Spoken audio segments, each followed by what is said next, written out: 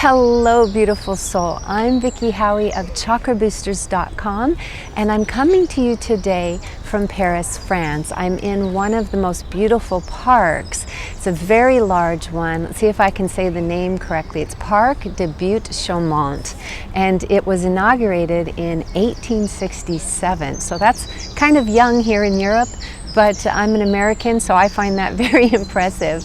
Today is the first video in a new series where I'm extending. Some of you have asked me to extend the rites of the chakras because, you know, from the time we are in the womb to the time we're 7, we're really creating our core beliefs in life. We're not really creating them. They're being created for us by our caretakers, and it's sort of just what we absorb. So as we get older, there's a chance to go back and change those things foundationally if we'd like, but we have to be aware. And so in this series, I'm going to talk to you about the rite of each chakra.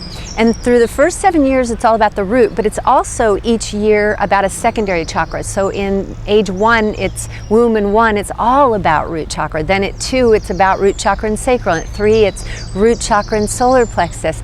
And then it's root chakra and heart at 4. And then at 5, it's root chakra and throat. You get the picture. And today we're going to start with the root, and we're going to look at 5 basic rites. So these are your rites. And if you didn't have these when you were a really tiny little child, and for the root you can look at basically when you were 1, but also look all the way till you were 7 for the root. If you didn't have these, I invite you now to claim them. I invite you to join your inner child and tell your inner child that he or she can have these things and just really claim them. There's a power to claiming, right? So what are the rites of the root chakra? Well, the first one that's so obvious is the right to be. That's it, just to be. A lot of times we think we have to be doing something or being a particular image or whatever, but just our right to be, our innate value. Someone once told me the math, and I don't remember it now, but there's just ridiculous odds against any of us existing. So the fact that you exist is an amazing thing. It's magnificent. Without you doing one other thing, just your unique DNA, your unique existence, your unique presence in the world. Can you feel that? Nobody else is you. So just being, just your right to just be. And this doesn't mean to zone out. It just means to be. Like, kids aren't zoning out. They're alive. They're fully present, but they don't feel they have to do a lot. They're just there to be. The second one, the second right, kind of relates to that because it starts with be, and it's belong. That's why I put it as number 2, so you would remember it. We have the right to belong. When we come into this world, hopefully we are brought lovingly into a tribe.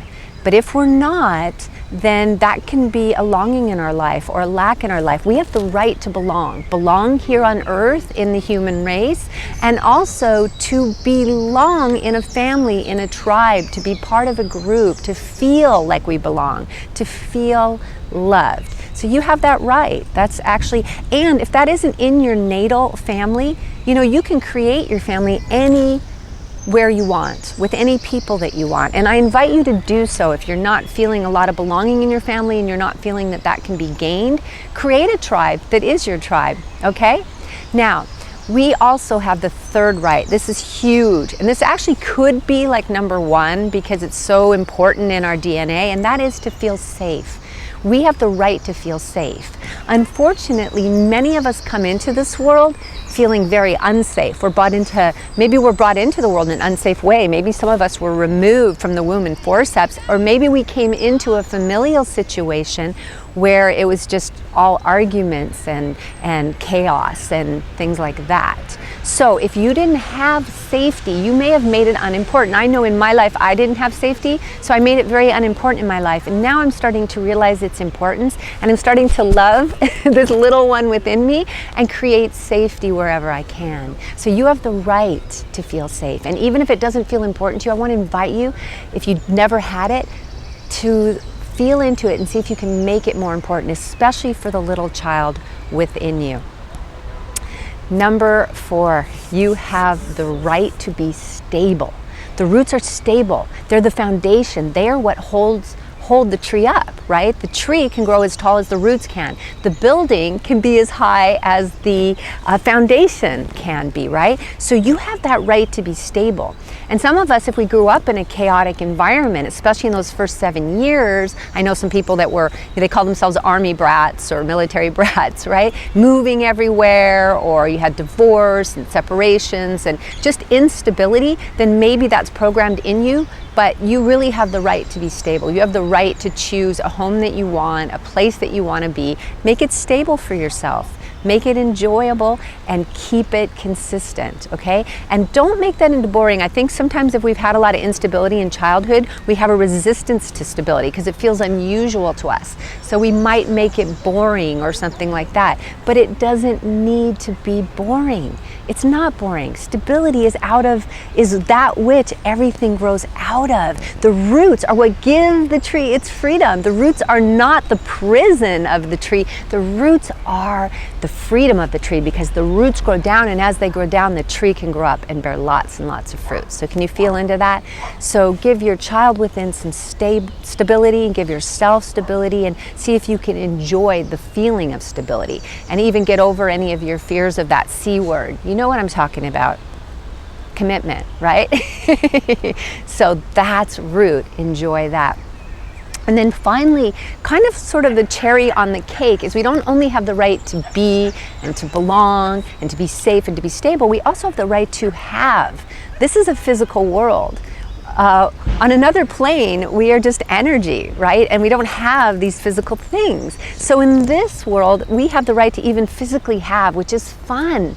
What things do you love? What do you have in your home that you really enjoy? Now, granted, we can't be so attached that we can't let things go, because that's a recipe for misery. But we can enjoy things for the time that we're here or the time that we do have them. And I recommend it. And part of being part of the root chakra, or part of having a strong root chakra, is to have, and to know that you have the right to have. Are you allowing yourself to have? And guys, I'm going to tell you, root, as you know, has always been my weakest chakra. So I'm still working on this one myself sometimes. Sometimes I think I really limit what I can allow myself to have. So I'm trying to forge the way on this one, and help me with your comments and your enthusiasm. What do you want to have, or what do you have that you really appreciate? It could be relationships, other people to hold and to be with. Now, they aren't objects. You don't have them in the ownership sense, but you do have their presence in your life. And then there are physical things, objects, that you can really value. There's nothing wrong with that. What's your favorite trinket? Is there anything that came down through your family, or anything you bought in a special place that means a lot to you, that's irreplaceable? Enjoy that right of having that. It's as unique as you are. So those are the 5 rights of the root chakra, and just by claiming them, especially with your inner child, go to your inner child and say, let's claim this stuff. As you claim them, you boost your root. And as you boost your root, you have more ability to claim them, and it becomes positively cyclical. So I know a lot of you have told me that our tribe really needs to work on root. So here's a great chance. Enjoy your 5 rights, and I will see you on the next video for the sacral rights. Blessings.